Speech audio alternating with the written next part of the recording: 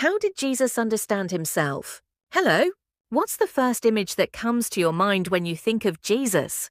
Most of you probably think of titles like Messiah or the Son of God.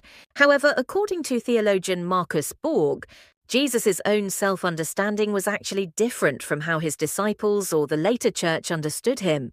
This is the core of historical Jesus research. Borg explains Jesus by dividing him into the pre-Easter Jesus and the post-Easter Jesus. First, how did the pre-Easter Jesus understand himself? According to historical research, Jesus did not directly proclaim himself to be God in the literal sense. He saw himself as a prophet deeply possessed by the Spirit of God and a wisdom teacher. He proclaimed the reign of God, the kingdom of God on this earth, and lived a life of healing the poor and sick while resisting the unjust powers of the time. Jesus' self-identity was less about the theological claim, I am God, and more about a spiritual and practical attitude of, I fully obey God and realize his will on this earth. It was closer to a spiritual and practical way of living. So, how did the disciples' perception change after Jesus' death?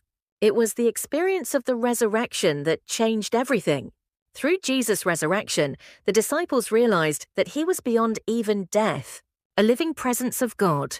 To express this powerful experience, they began to use the most exalted and glorious language they possessed. Titles like Messiah, Son of God, and Lord were applied during this period.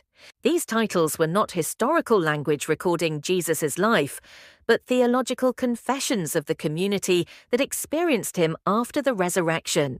As such, it is very important to distinguish between Jesus' self-perception and later perception. This helps us understand that the Bible is not just a simple historical record, but a document where faith-based confessions are layered upon historical facts.